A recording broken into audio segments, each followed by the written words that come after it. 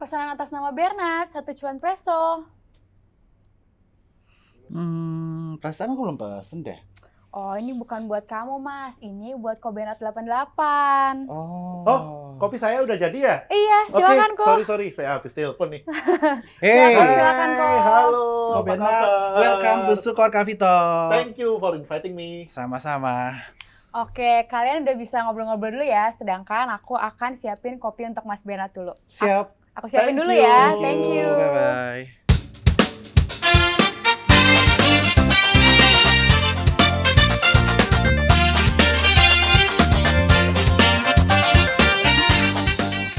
Halo Cuan Troopers, apa kabarnya? Mudah-mudahan luar biasa. Dan kembali lagi bersama saya, Piradu Sujaya, di acara Sukor Coffee Talk, di mana kita akan bahas bagaimana strategi para investor ataupun trader saham, serta bagaimana perjalanan mereka mencapai sukses di pasar saham. Dan kali ini kita kedatangan bintang tamu yang sangat luar biasa, sosok yang sudah berkecimpung lebih dari 15 tahun di pasar saham, dan sudah menghadapi pasang surut di saham, serta yang spesial adalah namanya sama banget kayak aku. Siapa lagi kalau bukan Ko Bernard Mahardika Sanjaya. Halo.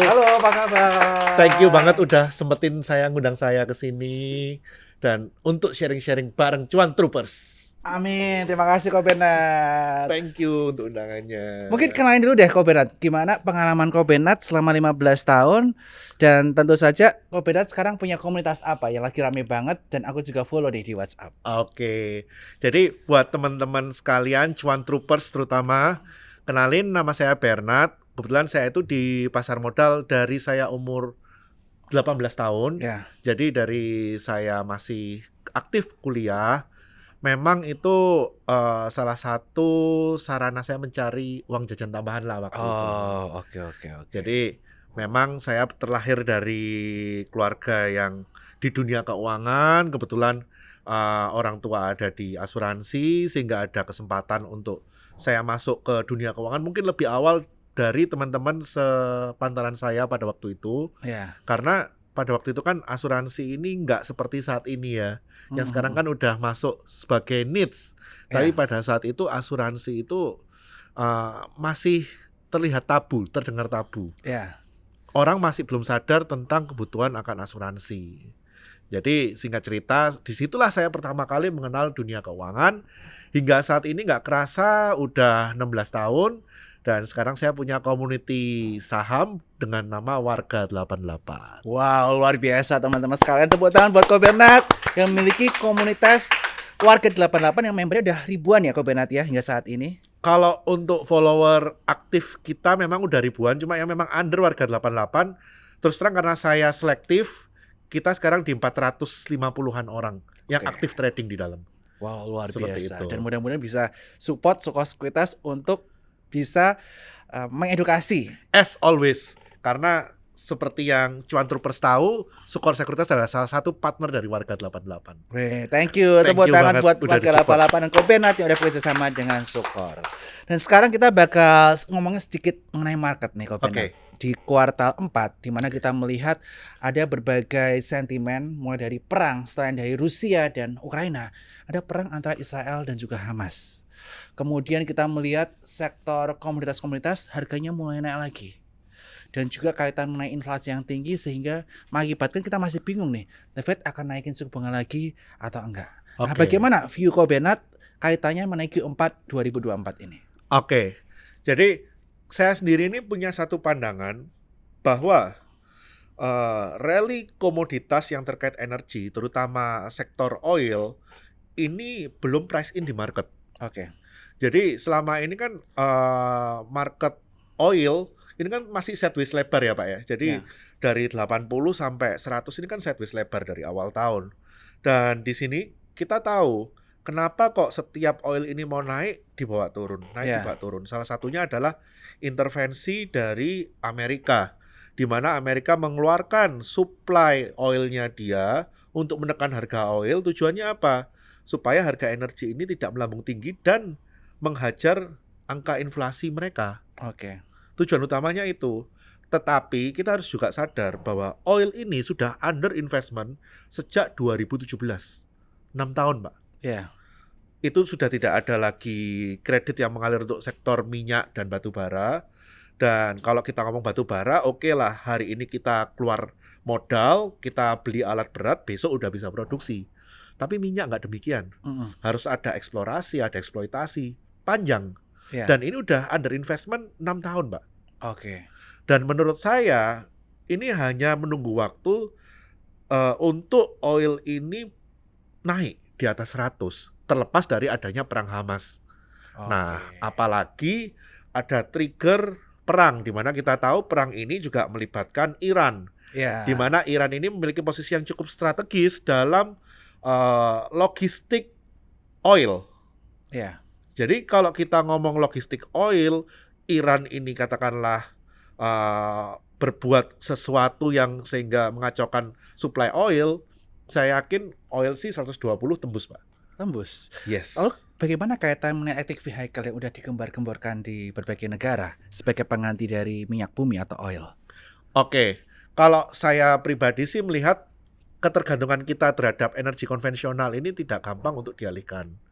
Walaupun kita tahu, ini investasi udah diminim banget kan dari sektor oil, coal, tapi yang salah itu satu.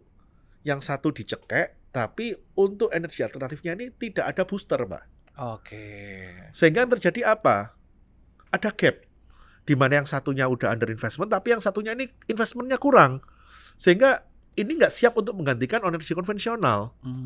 Nah, gap ini kan yang pasti akan terjadi dalam beberapa tahun ke depan hingga yang kita ngomong green energy ini siap untuk menambal gap dari underinvestment yang ada di energi konvensional. Nggak gampang, Pak. Ya.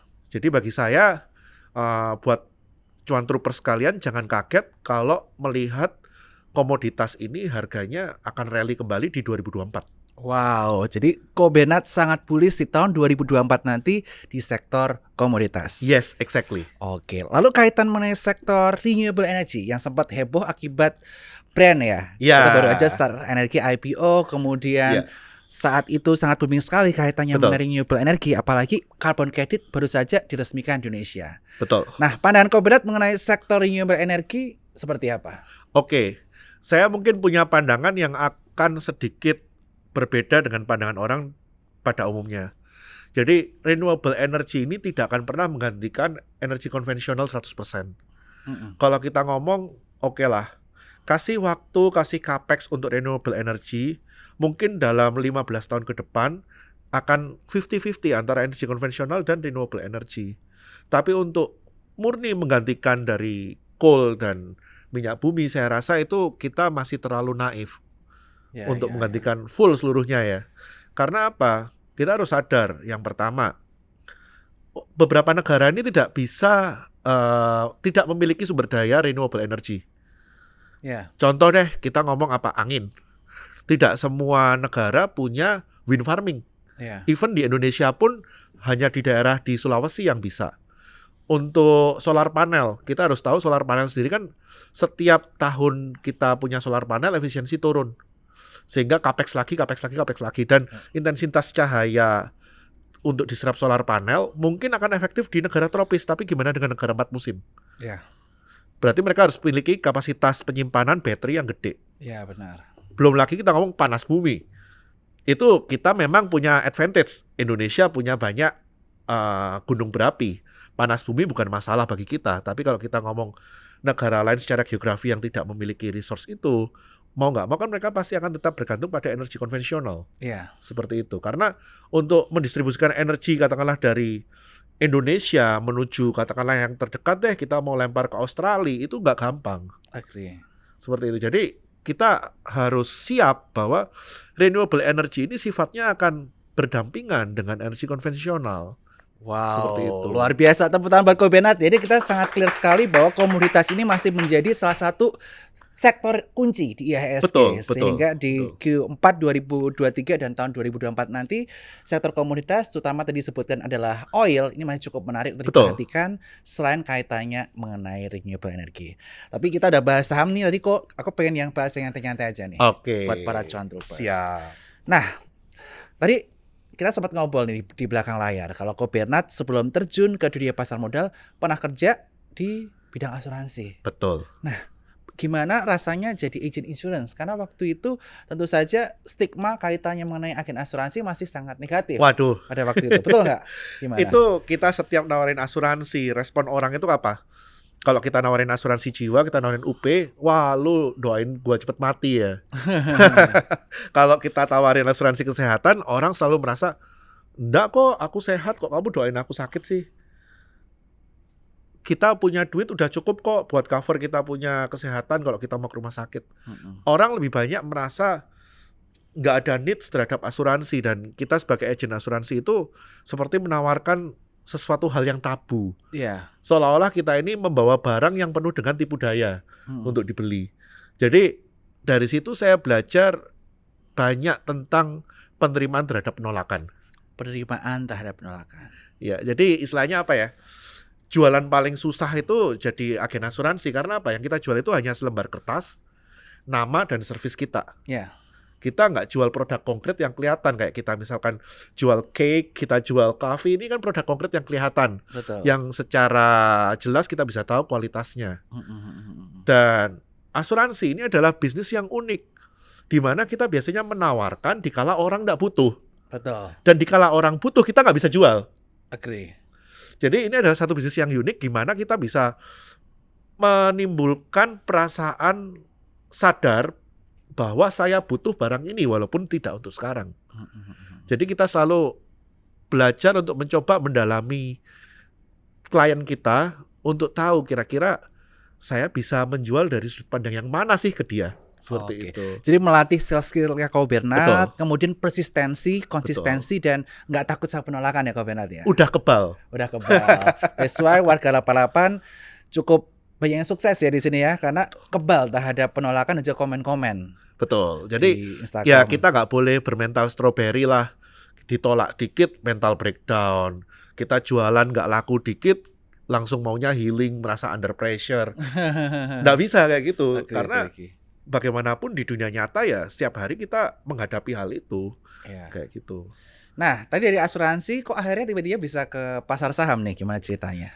Yang saya jual unit link. Karena Oke. pada waktu saya mulai di asuransi, itu adalah saat pertama kali produk unit link itu ada. Oh, jadi di situ saya dikenalkan dengan, oh ternyata unit link ini sebagian dari dana nasabah diinvestasikan nih ke pasar modal. Dan di situ ada manajer investasi yang bertugas untuk mengalokasikan dana nasabah untuk menjadi instrumen-instrumen keuangan. Ya.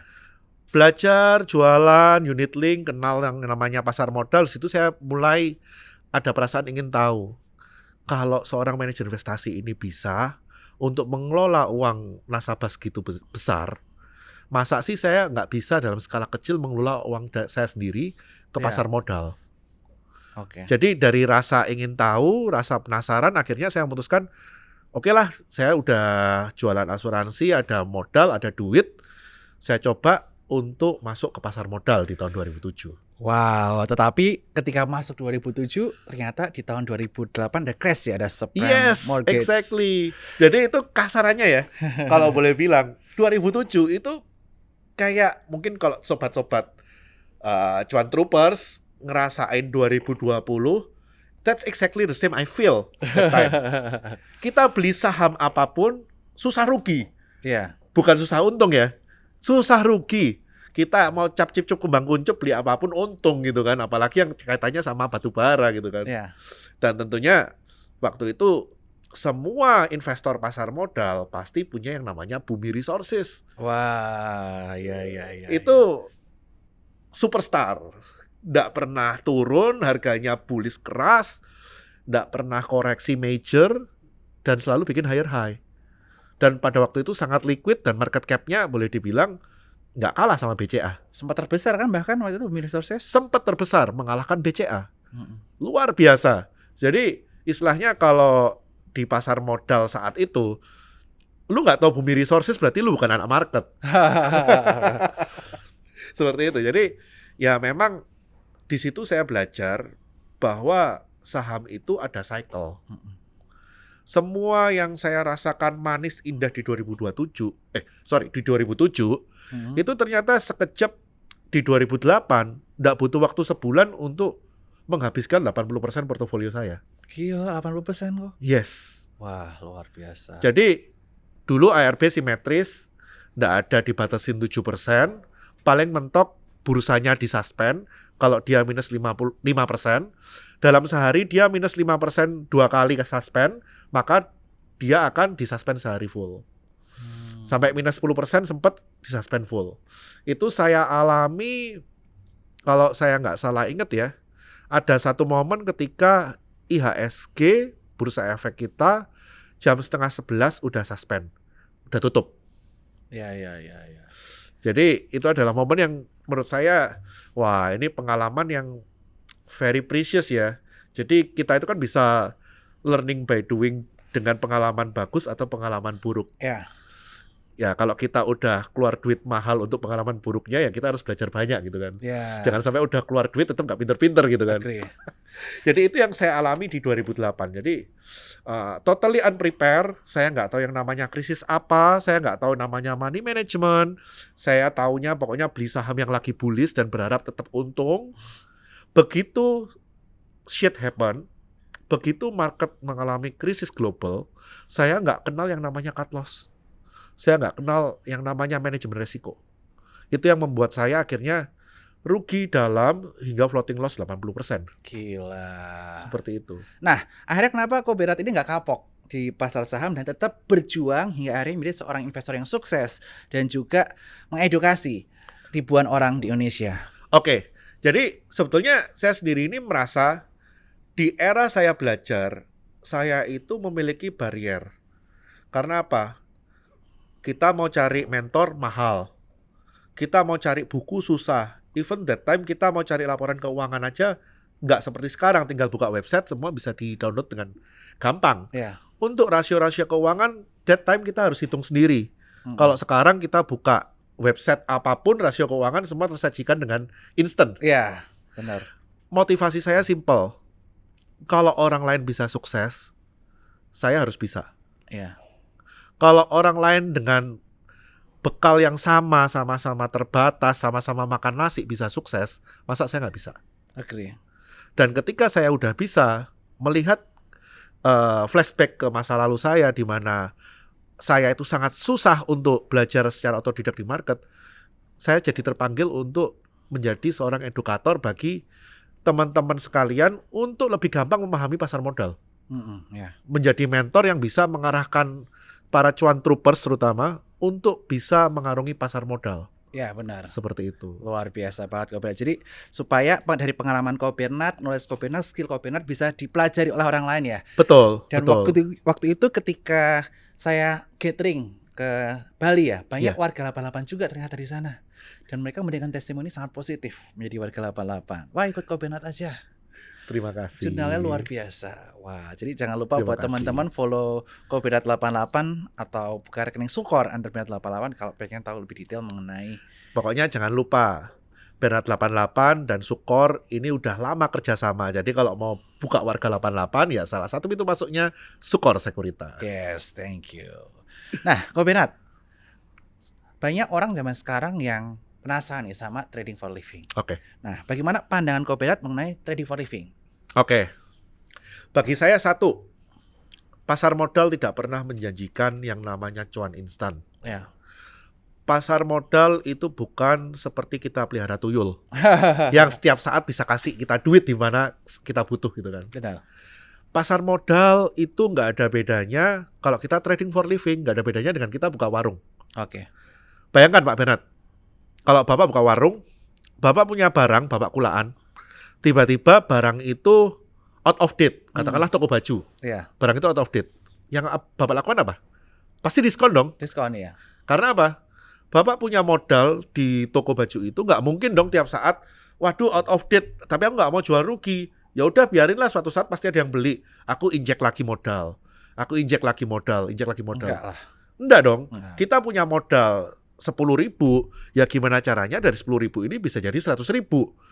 Entah kita mungkin kulaannya kita harus atur, kita harus tahu tren ya kan. Kita harus tahu apa yang lagi laris. Dan kita harus sadar, kita nggak mungkin 100% benar. Kalau kita kulaan barang salah ya kita harus siap buang rugi. Apa bedanya sama kita trading for living? Kita bisa ambil saham, kita pasti utamanya apa? Kita mengikuti saham yang lagi tren. Kita mengikuti saham yang lagi ada flow. Kita mengikuti saham yang memang lagi rame diperdagangkan. Ini dalam konteks trading ya Pak ya. Kalau investasi kan lain cerita. Dan ketika kita katakanlah salah pilih saham, itu sama kayak kita salah membaca tren waktu kita kulaan baju. Benar. Ya kalau kulaan baju aja ada cut loss, ya kita masa saham nggak ada cut loss? Agree. Jadi kita harus memberlakukan, kita ini punya warung yang setiap sehari buka dari jam 9 sampai jam 4. Gimana caranya kita punya modal di warung ini terus muter, bukan terus top up. Benar. Bukan kita nggak berani cut loss terus akhirnya kapok dan lari dari market. Benar. Seperti itu.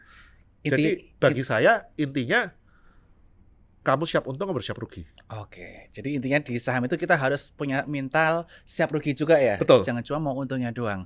Dan Betul. setiap investasi ataupun trading itu ada risikonya. Betul. Sehingga cut loss itu merupakan keharusannya Betul. apabila sudah tidak berjalan sesuai dengan tren yang kita inginkan. Betul. Seperti bisnis apapun yang ada, itu sama halnya dengan kita trading. Bisnis juga harus ada plan. Bisnis juga harus ada strategi ketika nggak work out, kamu harus ngapain. Yeah. Bedanya apa? Satu Pak, kelebihan saham. Kita bisa exit anytime. Agree. Kita buka bisnis, kita punya toko baju, kita punya minimarket, kita punya warung. Waktu warungnya nggak laris, waktu rumah makan kita nggak laris. Emang besok kita bisa tutup, lusa buka lagi? Nggak iso. Kita harus mati-matian sampai barang ini entah itu bangkrut atau sukses. Ya, benar. Di saham kita bisa riset.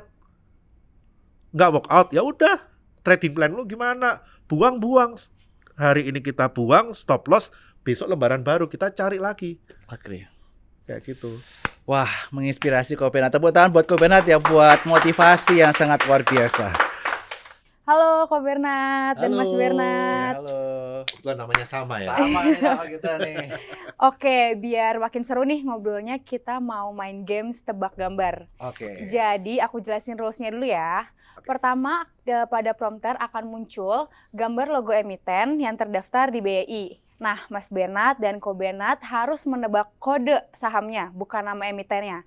Dan untuk skema menjawabnya, nanti kalian harus angkat tangan terlebih dahulu, karena Oke. namanya sama nih. Kalau sama-sama Bernard nanti bingung yang mana. Jadi Oke. harus angkat tangan Oke. terlebih dahulu. Nanti yang terlebih dahulu akan mendapatkan kesempatan untuk menjawab duluan. Oke. Kalau jawabannya salah, nanti akan dilempar ke tim lawan. Oke. Lalu nanti kalau tim lawannya masih salah, akan dikembalikan lagi ke yang awal. Oke. Oke, jadi nanti pemenangnya akan merupakan pemegang skor terbanyak. Siap. Oke. Siap. Sudah Oke. jelas ya? Siap. Sama-sama tangan di sini. kompetitif nih. Kompetitif. Oke. Akan susah nih berarti. Oke, kita mulai aja. Yang pertama. Oke, Mas Bernard. Budi. Kalah cepet. Betul jawabannya. Oke, kita yang kedua. 1, 2, 3. Mas Bernard? DPAC. Salah. Ko Bernard? Di NBC. Salah. Mas Bernard lagi? DAPA. Salah dua-duanya. Dapa. Oke. Yang benar adalah DEFI. Aduh, ini gak liquid Gak ini. liquid. Devi. Oke, kita lanjut yang ketiga. 1, 2, 3. Ko Bernard duluan? Dian. Betul, Dian. Satu-satu nih. Satu-satu ya. Lanjut 1, 2, 3. Mas Bernard? Wah, ini Esa. Betul sekali. ini bonus Esa. ini, bonus. Selanjutnya 1, 2, 3. Ko Bernard duluan? 5, 4, 3, 2, 1. Tetot, Mas Bernard. ERTX. E Salah. Ko Bernard lagi? Tadi 5, juga mau ngomong itu, terus lihat lagi beda simbolnya. 5, 4, 3, 2, 1. Jawabannya adalah ESTI. ESTIS. SI. Tahu. Oke, lanjut ya. 1. Aduh. Mas Bernard. Mega. Betul, Mega. Kita lanjut. 1, 2, 3. Ko Bernard dulu. Meta. Betul sekali, Meta jawabannya. Oke, 3-2 ya? 3-2. skornya 3-2, betul. Wis, ketat nih. Yang selanjutnya 1, 2, 3. Mas Bernard duluan. Indi, INDY. Betul sekali, Indi. Selanjutnya 1, 2, 3. Mas Bernard duluan. ARKA, ARKA. Betul sekali, Mas Bernard lagi Ini 1 tangannya gerak poin. cepet nih. Iya. Oke, selanjutnya 1, 2, 3. Ko Bernard duluan. Fuji. Betul sekali, Fuji. Selanjutnya 1, 2, 3. Mas Bernard? PSSI. Salah. Bukan Nelly. PSPSI. Betul NELY. sekali. Salah. Seri, belum. Oke. Skor sementara 5-4. Oke. Oke, selanjutnya 1, 2, 3. Mas Bernard duluan. Bayu. BAIU. Aduh. Betul sekali. Ini yang terakhir ya. Harus cepat-cepatan nih. 1, 2, 3. Mas Bernard duluan. INSA, INSA. Salah, bukan INSA. Ko Bernard? Kord. KWRD. Salah. Mas Bernard? DOSA, dosa. Salah. Jawabannya benar, BRAM. Bravo. Oh. Ini Oke. kita mabuk kena emiten-emiten. Skornya adalah Mas Bernard 6 dan Ko Bernard 4. Jadi Aduh. dimenangkan oleh Mas Bernard. Aduh. Oke, thank you ya. Aku tinggal dulu. Bye. Thank you. Bye. Bye. Dan ternyata nih teman-teman, Ko Bernard ini juga merupakan seorang car enthusiast. Dimana Yes. kita lihat di postingan Instagramnya itu berkali-kali ada tentang mobil mewah ataupun mobil klasik. Ya. Dan ternyata dia itu tuh merupakan seorang pebisnis mobil. Nah ceritain kok, kenapa Ya. kok ini berbisnis mobil juga nih? Jadi prinsipnya saya itu nggak suka sebagai seorang price taker. Mm-mm. Kalau kita bisnis mobil, bisnisnya mobil pasaran, berarti kan kita hanya sebagai price taker. Mm-mm. Market yang menentukan apa yang kita jual, harga pasarannya seberapa sih. Ya. Sebagus apapun apa yang kita jual, tetap ada namanya median price. Kita nggak bisa lari dari median price. Mm-mm. Itu akan berbeda kalau kita bermain di niche market.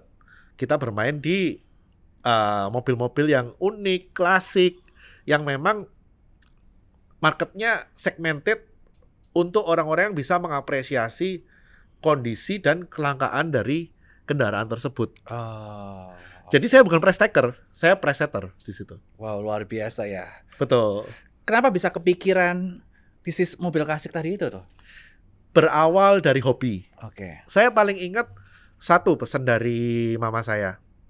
Kamu punya hobi nggak apa-apa. Tapi kalau hobi itu sampai memaksa kamu keluar duit, berarti kamu bodoh. Mm-mm. Kamu harus bisa dapat duit dari hobimu. Nggak tahu gimana caranya. Lu mau hobi apapun terserah. Mau hobi mobil, mau hobi jam, mau hobi apapun terserah. Tapi kalau bisa, lu create money dari hobi lu. Ya. Jangan lu injek terus duit untuk hobi lu. Wah, Seperti itu. luar Itu biasa. yang saya pancepin terus ke kepala. Wah, nampar aku juga nih. Jadi aku hobi nyanyi harus bisa dibayar sebagai penyanyi ya seperti itu. Lu harus teman-teman bisa ya. dimonetize. Oke.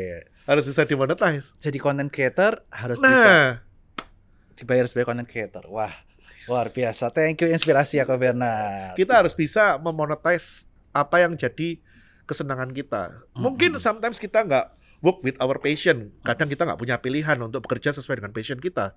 Tetapi kita bisa set hustle sesuai passion kita. Oke. Jalani. Luar biasa. No excuse. Tepuk tangan sekali lagi buat Ko Bernard. Gila nih, daging banget pembicaraan sama Ko Bernard selalu. Karena yang bawain luar biasa. Wah. Nah, anyway Ko, Yes. kan di pasar modal tuh banyak kutub nih, terutama Oke. kutub seorang investor dan seorang trader.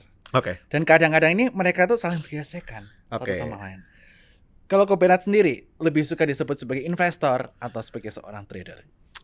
Saya lebih senang disebut sebagai budak pasar modal. Budak pasar modal. Kenapa nih budak pasar modal? Ya gimana kita dapat duitnya dari pasar modal, entah lu mau invest, lu mau trading, endingnya apa? Cari cuan. Benar. Jadi lu mau diomong seorang trader atau investor, bagi saya bedanya satu, Apa? time frame. Benar. Kalau lu trading berarti lu TP lu mungkin hitungan jam, hitungan menit, ya kan, hitungan hari. Kalau lu investor, lu take profitnya mungkin hitungan tahun, hitungan bulan. What's the difference? Kita semua cari cuan di pasar modal. Jadi, After all kita semua budak pasar modal. yes. Intinya budak pasar modal yang penting jangan jadi bucin ya atau budak cinta. Jangan sampai jadi bucin kan. Kenapa bucin? Itu artinya lu udah kalah terus, udah rugi terus, top up terus lah, itu bucin sama pasar modal. Iya, bucin sama saham ya. Misal dia Nah. nggak mau cut loss. Nggak mau cut loss, dipegangin terus gitu kan. Udah tahu teknikalnya jelek, dipegangin terus sampai sisanya udah 10-20%, ya udahlah cut loss. Mau jadi apa? benar, gitu benar, kan. benar. Jadi kita harus bisa entah itu sebagai trader atau investor, yang paling penting itu satu, we know what we are doing. Kita tahu yang kita lakukan apa. Entah itu kamu sebagai trader, kamu ngomong seorang fundamentalis, kamu tradingnya barang-barang blue chip, atau kamu sukanya yang high octane, tradingnya mungkin yang orang bilang gorengan. Apakah salah? Enggak, selama kita tahu. Ya. Selama kita paham, kita beli apa. Agree. Yang salah itu apa? Kita nggak tahu karakternya apa, sahamnya bagaimana, cuma dengerin orang, masukin all in. Nah itu sama, nggak ada bedanya kayak judi slot. Kayak gitu. Agree. Ini banyak menampar kita semua ya teman-teman, ini inspirasi dari Kobenat ini. Oke, pertanyaan terakhir ya saya nih Kobenat. Siap. Seandainya nih, kalau hari ini Kobenat bukan seorang investor atau trader, kira-kira bakal ngerjain apa di dalam Oke. hidup ini? Kayaknya bisa jadi aku tetap sebagai profesional di dunia engineering kali ya. Engineer. Iya. Oh tadi belum sempat diceritain ya ke teman-teman ya kalau Kobenat itu sempat jadi Yes. engineer. Jadi background saya adalah seorang engineer. Saya lulusan S1 Teknik Mesin ITS dan mengawali karir saya juga di pertambangan. Jadi boleh dibilang kalau saya nggak di pasar modal, mungkin sekarang saya jadi tetap di tambang itu sih kayaknya. Tapi lebih happy mana nih, di pasar modal atau menjadi seorang engineer atau insinyur? Bagi saya semua ada upside dan downside-nya masing-masing. Begitu kita memilih, kita nggak boleh look back mana yang bakal lebih happy. Karena itu kan what if skenario. Oh ya, what if? What if skenario, we never know. Tapi yang saya jalanin sekarang, I'll do the fullest. Yeah. Never look back. Never Seperti look itu. back. Wah, tepuk tangan buat Kobenat ya. Berarti ini banyak sekali inspirasi dari Kobenat bahwa kita jangan lihat ke belakang, tapi kita terus berfokus ke masa depan. Karena masa depan tentu saja akan lebih indah jika kita jalani dengan sepenuh Betul. hati kita. Oke, sekali lagi seru banget ngobrol sama Kobenat. Terima kasih banyak. Dan sekali lagi buat teman-teman Cuan Troopers, terima kasih udah tonton tayangan Sukor Coffee Talk episode spesial hari ini. Dan jangan lupa saksikan Sukor Coffee Talk di episode selanjutnya. Bye-bye semuanya. Bye-bye Cuan Troopers.